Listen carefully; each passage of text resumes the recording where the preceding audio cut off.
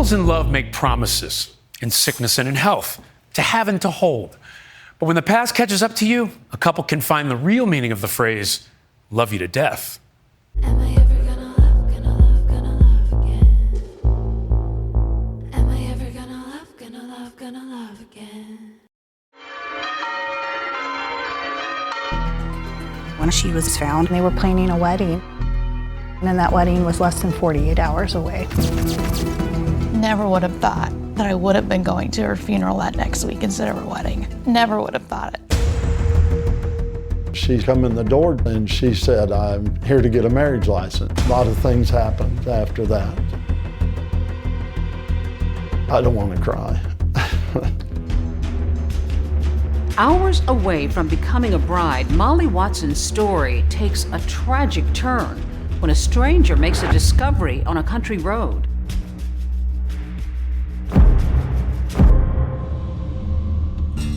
April 27th of 2018, it was a Friday night.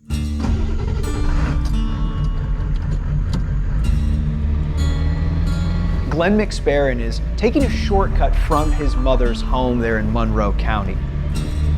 Didn't really think nothing of it, just a typical night. It's remote, it's really grown up. You're driving in between trees and horseweeds down to the creek. You gotta turn as you go down into it and go across it because the road kind of curves.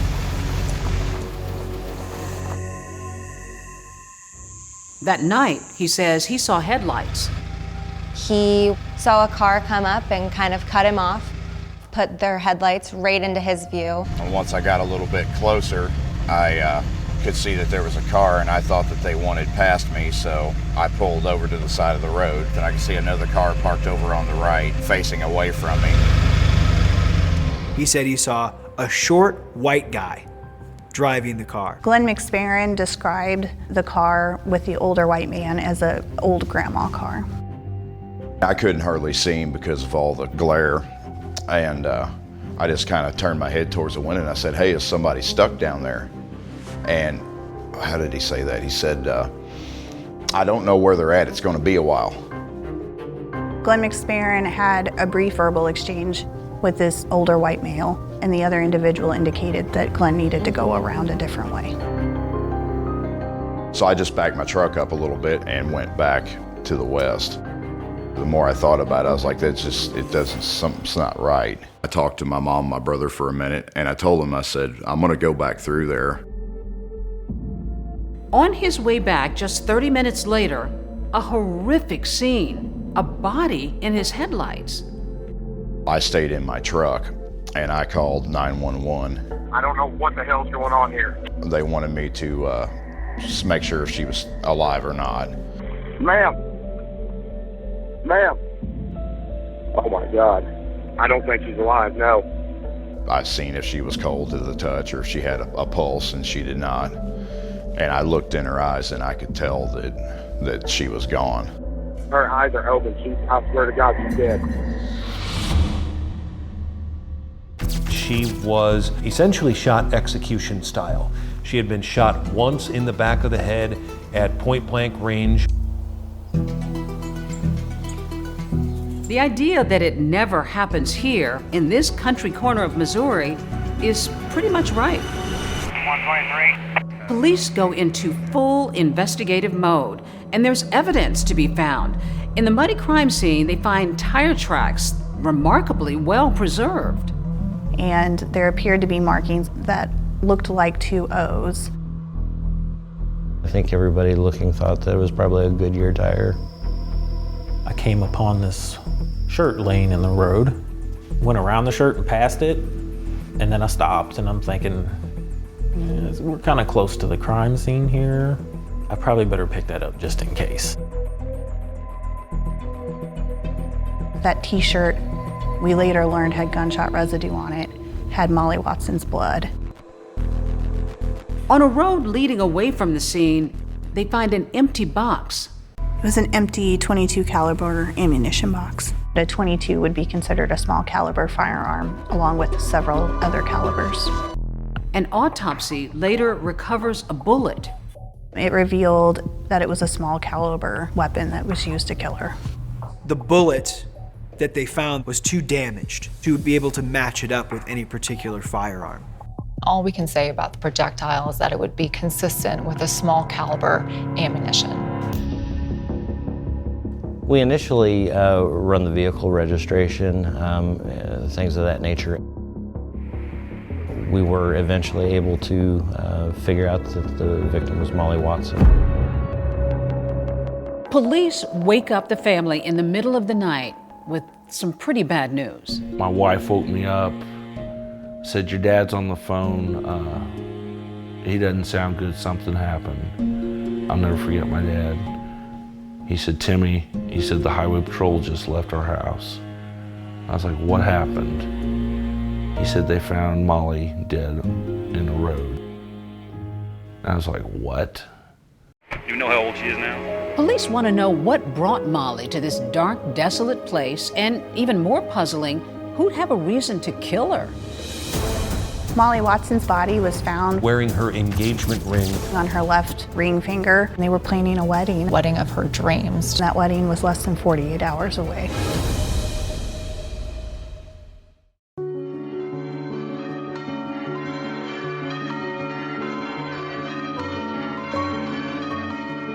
We always heard about the wedding. I was very excited about the wedding. You know, the colors, the theme, the decorations.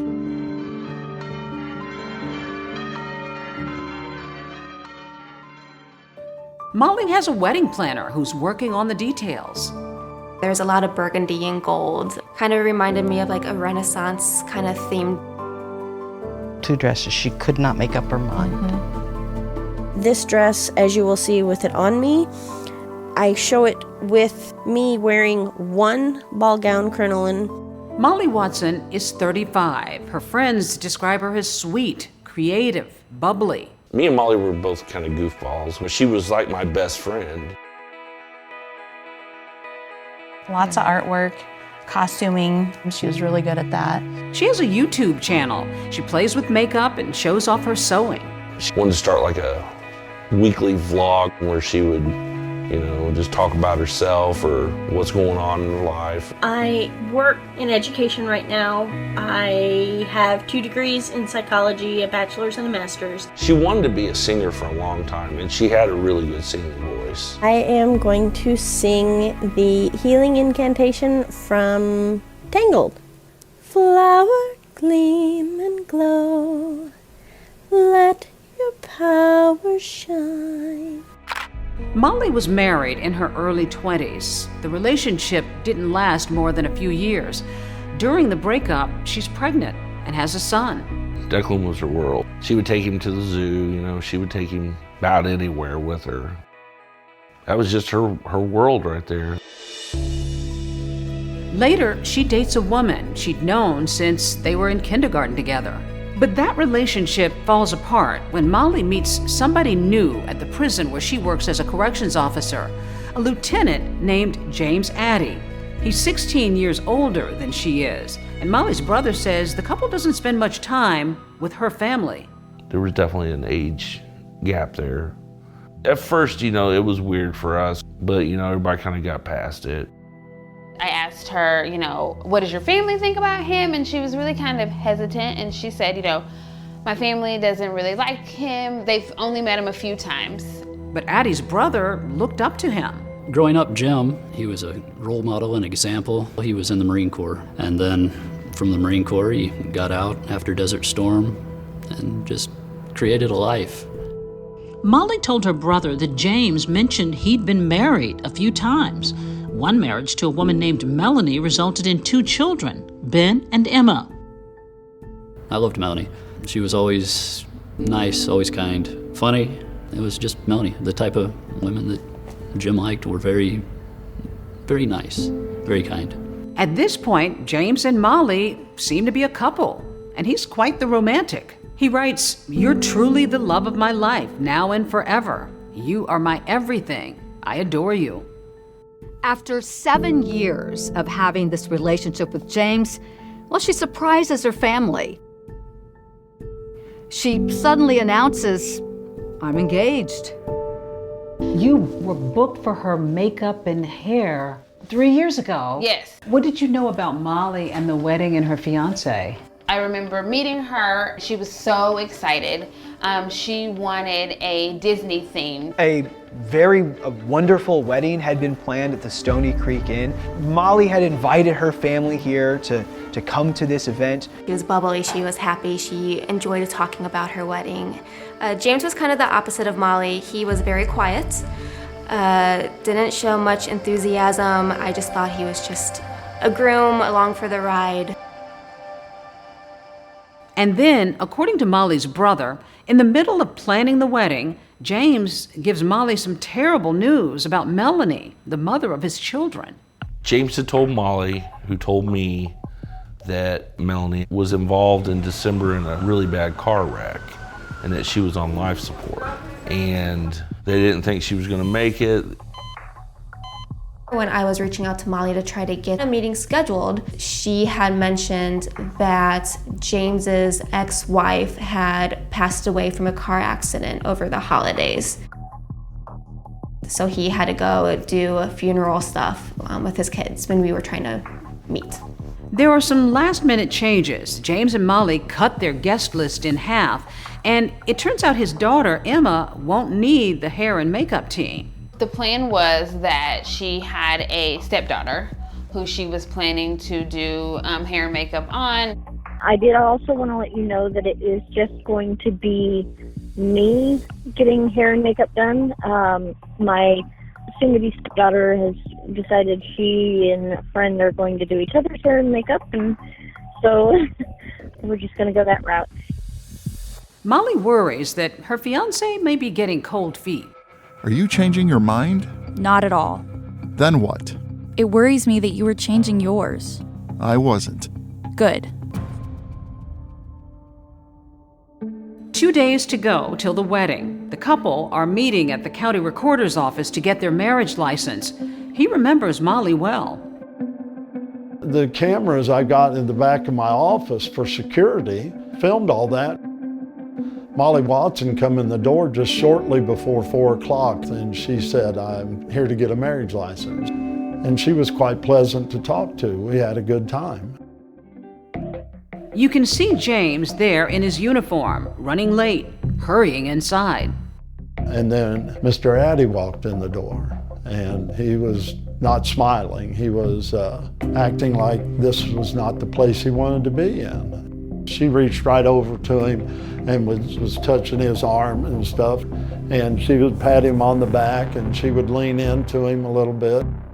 He watches as they leave the office, hand in hand.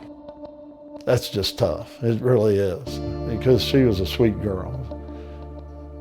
A lot of things happened after that. I don't want to cry.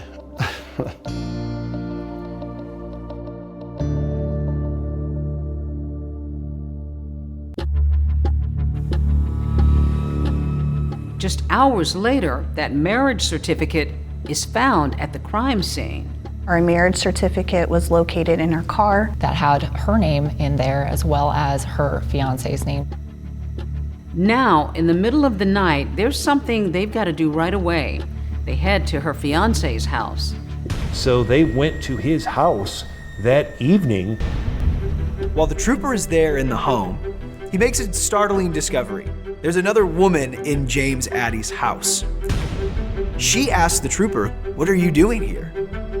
And I imagine the trooper probably felt much of the same thing. What are you doing here? It turns out the woman who was there is James Addie's wife, Melanie Addie. She's his wife? That guy's living a complete double life. What is going on here?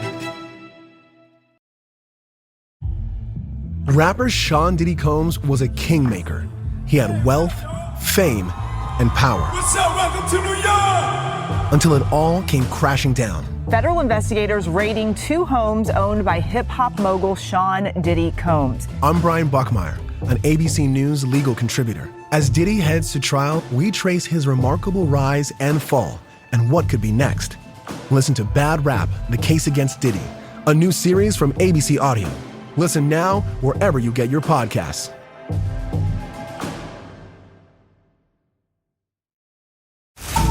The missing child is Lucia Blix, 9 years old. Please, let her come back home safely. Wednesdays. The kidnappers planned it meticulously. If money is what it takes to get her back, we're gonna pay it. The secrets they hide. You can't talk about this. You can't write about it. Are the clues. The mother's hiding something, I know it. To find her. Tell me where she is. The Stolen Girl, Wednesdays at 10 on Freeform and stream on Hulu.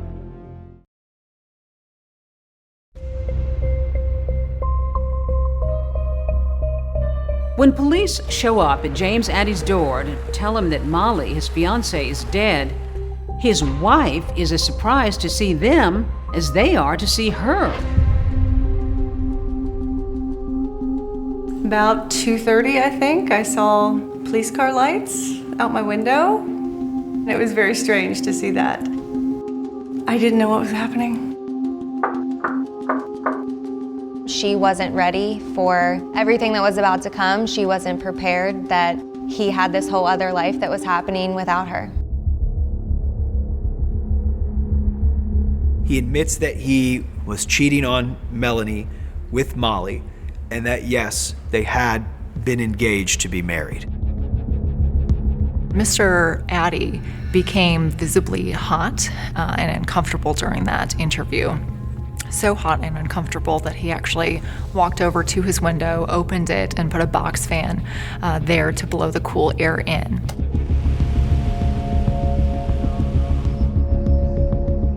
James Addie volunteered that the last time he had spoken with Molly Watson was earlier in that evening, and showed the police a screenshot of a 22-minute phone call from her to him. For police, everything has changed since that very first moment that they walked into the Addie's house. This man has a wife. He was sweating in the interview. He's got phone and text messages that seem ever so suspicious. So for police, there's plenty. What do? They arrest him. They charge him with first-degree murder. Now the trick is building a case. You doing all right, sir? Okay. Not really. Watching your husband loaded into a police car has to be hard for Melanie when you think about the snapshots of her life before. Tell me about meeting James Addie. I was working at a convenience store, and he was a customer. He came in a lot and finally asked me out. And once you two hit it off, did he pop the question pretty soon? Very quickly, maybe 6 months. That's the wedding photo. You look so young, both of you. We didn't have a lot of money, and we had Ben on the way very quickly. When Ben came into the picture, man, I remember going up to their house. It was always fun. So happy. A few years later, Emma comes along. So your family's growing. It was exactly what we wanted. We had these 2 great kids. I was a stay-at-home mom. He went to work. It was a very traditional way to do things. I thought it was very good. I love that picture, yeah. All of us together at Christmas time. As the years go on, their lives seem so normal. James clashes with his teen son, but Melanie says she felt her husband was dedicated to his family and very loyal. She never suspected that he was being unfaithful. Did you get any sense of whether he was contented and happy in the marriage? He seemed the same all the time. Melanie did admit that the marriage had its ups and downs, but in her mind, they had always been able to work through whatever the issues were. This was her reality. Everything was the same, but the fact is, it wasn't. James Addie was in a completely different place. He was over it. He was done. He didn't love her anymore. James Addie, for the past 7 years, had been living 2 lives. How was he able to separate both of these lives? He's a very good liar. At one point, he takes a trip to Florida on his own. What was that trip about? He told me it was a trip related to his work, where they were doing some training. He took the extra step and printed out what looked like a business letter, made it look official that that's what he was doing, but he was taking the trip to Florida with Molly. As I talk to Melanie, knowing where this is going, it's hard not to be a little incredulous. But no matter what I ask, she's consistent. She did not know the truth about what was going on. He would get off work at 3, and usually he would get home at 5. And I would say, well, why are you always so late? And that would be an argument. He didn't want to tell me anything. Any suspicions? Not about an affair, no. So let's go back then to April 27, 2018. Any strange behavior on his part? No, not at all. Nothing. He just seemed like he always did. About 7 o'clock, he came in to the living room where I was and said he was going to a friend's house. Did it strike you as unusual or odd? I remember being irritated that I wanted him to just be home, and he had a hard time staying home. Do you remember when he came home? I was asleep. And whatever time James Addie got home, well, Melanie says that she woke up at 2 in the morning to the sound of his snoring. And she says she did what she normally does, move to the couch in the living room. The police tell you Yes. that your husband has a dead fiancé? Yes. And he's engaged to the woman. Yeah. And you're learning all of this in one night. Immediately, yeah. And you've been married for 23 years. What did you think? I can't even tell you. It was just mind-boggling. It made no sense at all. None. Were you angry? Were you hurt? What were you feeling? Probably just disbelief in the beginning. It didn't seem right. This was not my life. Did you think that your husband was capable of murder? Yes. It just seemed like something he would do to fix a problem. He was a pretty selfish person. He could be controlling and intimidating, and it could be challenging. Melanie Addie begins searching her house. She searches a loft-type area above the garage, which she rarely went into, and found a photo album. She finds several photos of Jim and Molly together, smiling, a happy couple. She found the photos of them in Florida on this trip that she had thought was a harmless business trip for him to go on, that he was actually there with his fiancée, getting ready to get married. Were you asking yourself, how could I have missed this? Oh, absolutely, every day. Every day. How do you not see this? I guess because I wasn't supposed to see it. So he's under arrest, he's in jail. Yes. Did you go visit him? The following week, we were both in tears. Both in tears. What is he saying to you? That he's sorry. He's very sorry for the affair, but he insists that he was not the killer, that he is not responsible for this. Was there a part of you that felt for him on any level? Absolutely, because I felt like, oh, I have to take care of him. This is what we do. We take care of each other. Did you look at him suddenly as a stranger, as somebody you didn't know? I looked at him as someone I didn't want back. Now investigators have got to untangle this mess. They have to have evidence. They have a t-shirt, the ammunition box, and now there's one other item they find near that dirt road, a cell phone, Molly's cell phone. That phone now means that prosecutors can take the case to the courtroom. There's another voice that will be heard. Like they say, deceased person doesn't speak, but it's almost like Molly was speaking from the grave.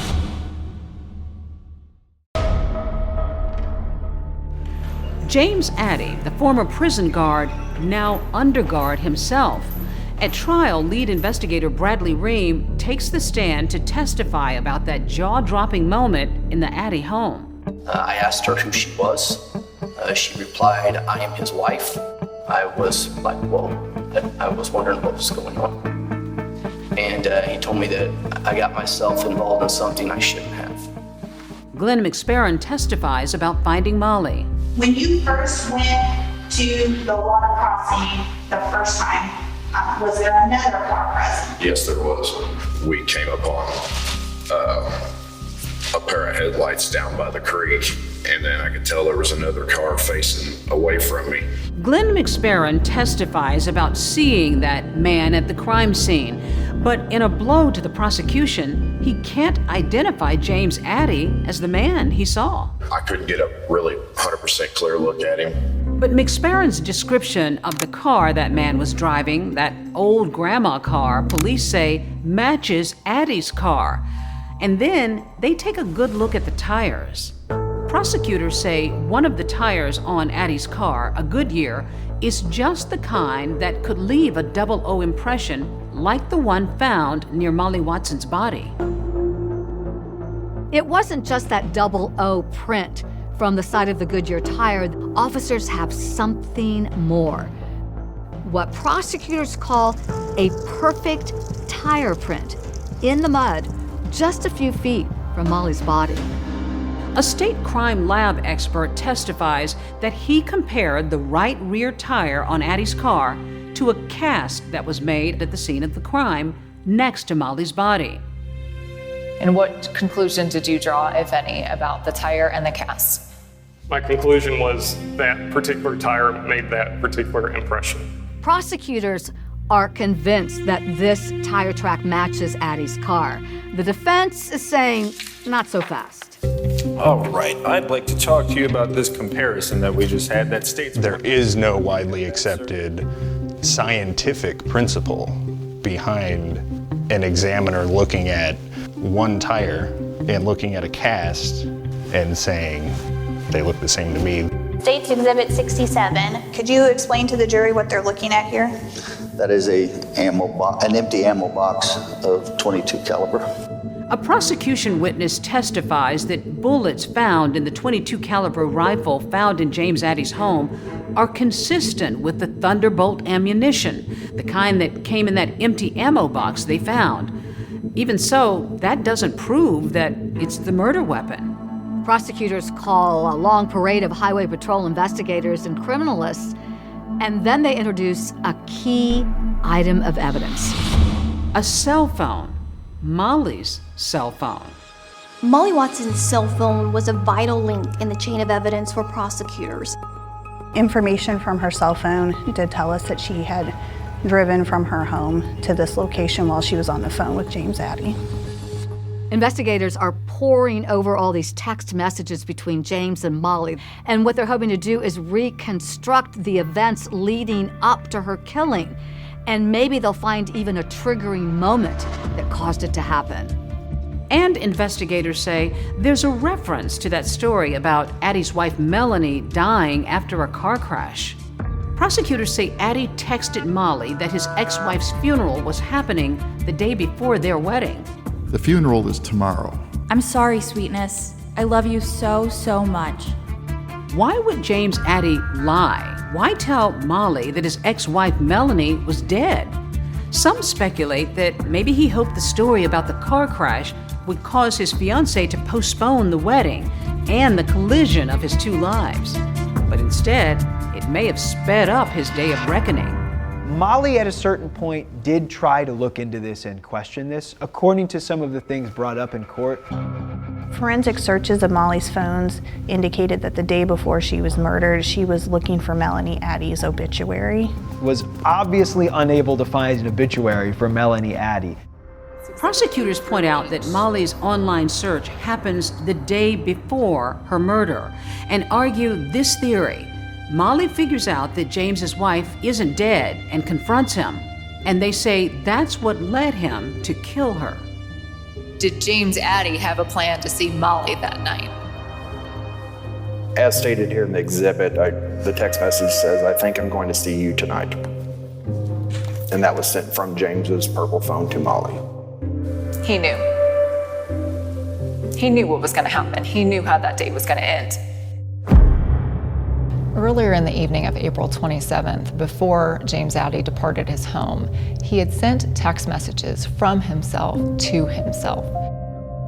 Have a meeting tonight at 8, normal place. You have to be there. James Addie seems to be almost firing himself up to do something. drastic. Don't be a again. Let's go, man. It was as if one part of him was telling the other to, come on, we can do this. Let's go. Trying to psych himself up for something. Obviously now we know what it is. Don't be a man. Let's go, man. He's talking himself into it. He's getting himself ready. Molly was lured to this Monroe County road. A 22-minute phone call and a 22-minute drive to her death. For the next 30 minutes or so, police say that Addie's phones, both of them, are silent. No calls, no texting. That is when he killed Molly Watson. What could have or would have been James Addie's closest allies as a criminal defendant, his wife and his daughter, are now actually going to take the stand against him. Were you aware that you were on a guest list to attend your dad's wedding? Critics called the first season of Andor thrilling and sophisticated. The Empire cannot win. On April 22nd, the Emmy-nominated series returns to Disney+. Resistance is absurd. We must stand together. We will be crushed. There's a future here for those who dare. You're right here, and you're ready to fight! Welcome to the rebellion. Andor Season 2, streaming April 22nd, only on Disney+. Hello, it's Robin Roberts here. Hey guys, it's George Stephanopoulos here. Hey everybody, it's Michael Strahan here. Wake up with Good Morning America. Robin, George, Michael, GMA, America's favorite #1 morning show. The morning's first breaking news, exclusive interviews, what everyone will be talking about that day.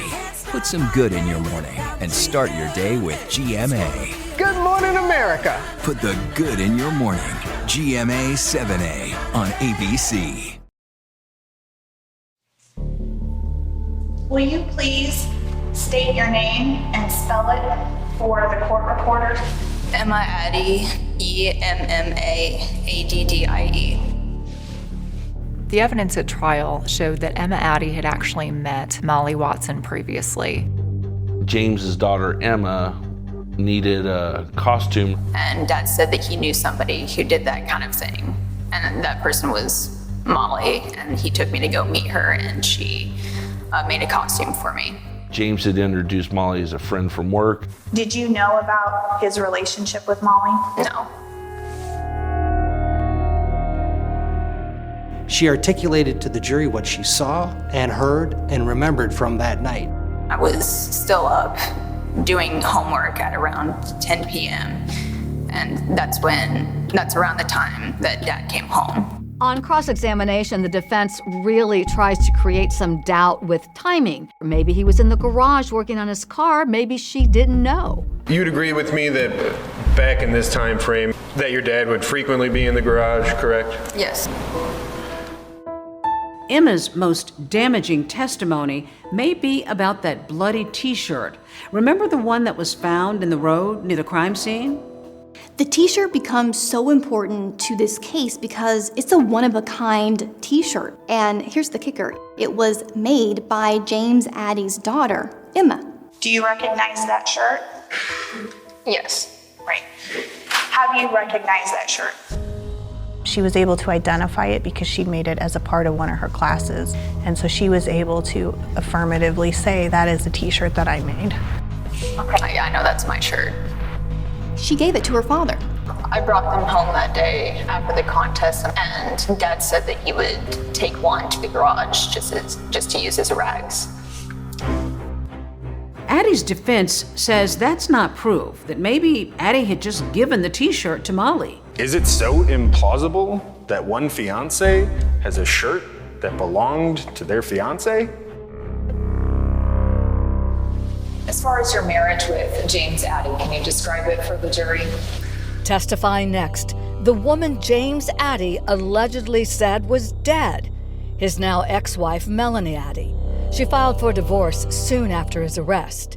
It was good sometimes, it was bad sometimes. I thought we both tried to make it work. You were called to testify. Mm-hmm. How hard was that?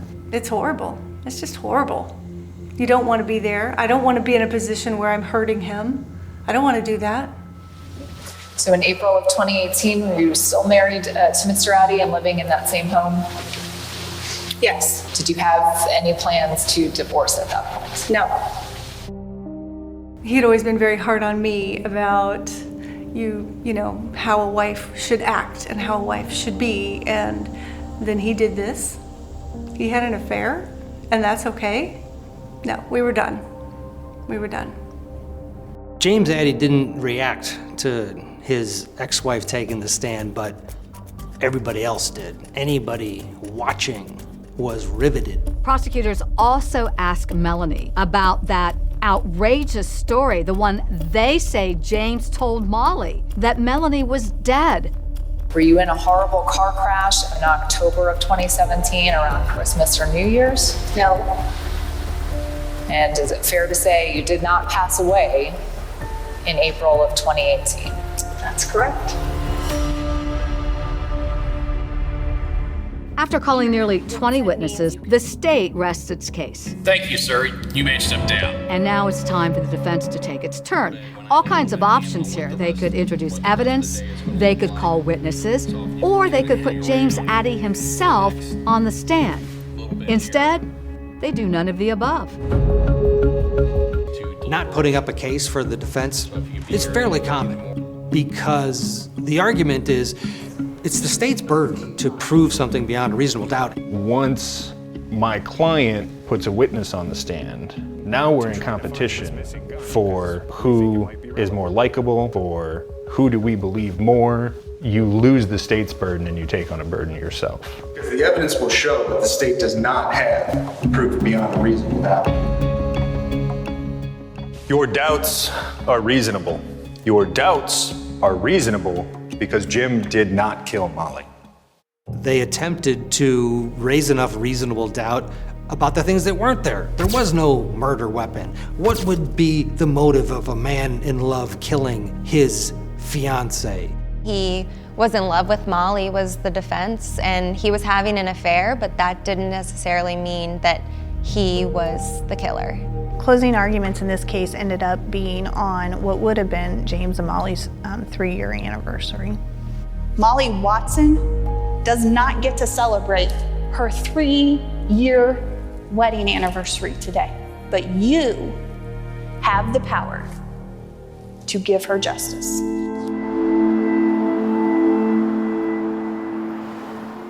The jury deliberated about 2.5 hours the fate of James Addie and announced they had reached a unanimous decision. All right, then. It's my understanding the jury has reached a verdict. Do I have a foreperson? Yes, sir. When the jury walked in, like 5 of the jury members looked at us.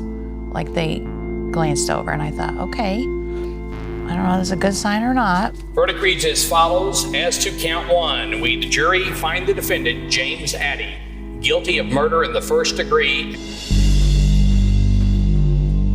The jury found James Addie guilty of first-degree murder in the death of Molly Watson and armed criminal action. Oh, I was happy. I was so happy to hear that because my sister got justice. Did you feel that your husband should have been found guilty of murder? Absolutely. Yeah. Is he a killer? Apparently. You asked me earlier what I was surprised at during the trial. During the entire course of the trial, he failed to represent anything that I brought forward, sir. Up until this point, James Addie has fully exercised his right to remain silent throughout the trial, but now he's ready to open up and give the court his version of what he says really happened. There was no way that I could have done this crime. And he's going to point to someone he says is the true killer.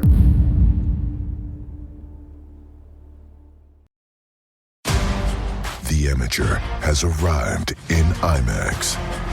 I want to find and kill the people who murdered my wife. Critics rave The Amateur is a tense, unpredictable ride. You're just not a killer, Charlie. Train me. That constantly finds new and inventive ways to up the stakes. The first one you kill, you let the other ones know you're coming. I want them all. Academy Award winner Rami Malek and Academy Award nominee Lawrence Fishburne. The Amateur, rated PG-13, may be inappropriate for children under 13. Now playing only in theaters and IMAX. the NFL Draft on ESPN, live from the legendary Lombardi Avenue in Green Bay. To all of these men, I want to say that football is not just a game, but a way of life. Whose lifelong dream of making it to the league Each man must make a personal commitment to excellence and to victory. will be fulfilled on this iconic stage at Lambeau. With the first pick in the NFL Draft, The 2025 NFL Draft begins Thursday, April 24th at 8 p.m. Eastern on ESPN, ABC, and NFL Network.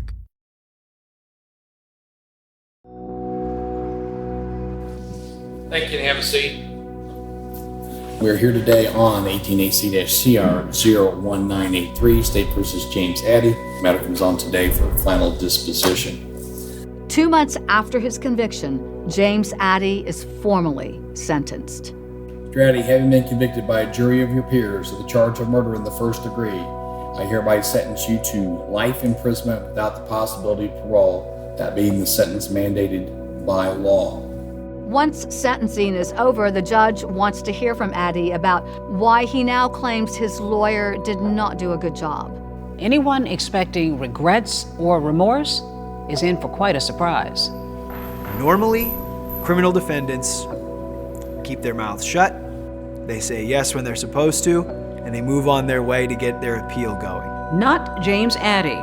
He is scheduled to spend the rest of his life in prison, but he's got plenty to say, beginning by reading a love letter to the woman he's convicted of killing. Molly is the love of my life.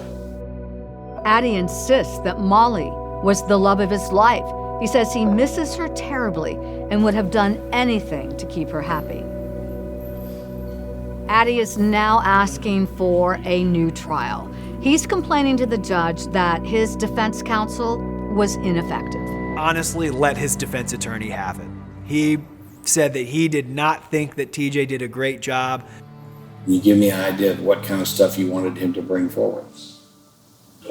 Cell phone records, Facebook posts that were in discovery that showed motive that somebody else would.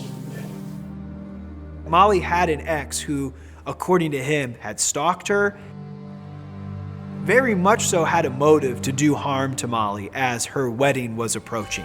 We reviewed all of the evidence collected during this investigation and presented the relevant admissible evidence at trial, and there was no evidence of any other person with a direct connection to Molly Watson's death. That evidence pointed to one person, James Addie, who had the motive, means, and opportunity to take Molly Watson's life. I would like to see him and ask him, what were you thinking? Why did you do this to us? Why did you do this to you? You don't see yourself as a victim. Not at all. Molly's the victim. She's not here.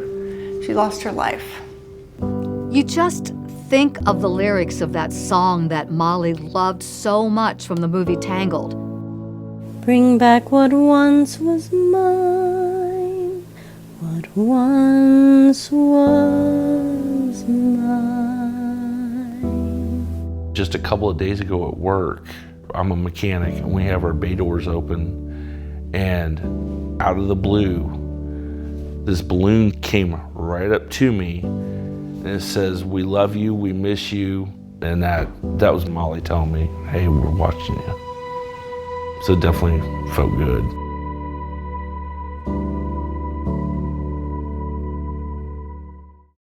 Hello, it's Robin Roberts here. Hey guys, it's George Stephanopoulos here. Hey everybody, it's Michael Strahan here. Wake up with Good Morning America. Robin, George, Michael, GMA, America's favorite #1 morning show.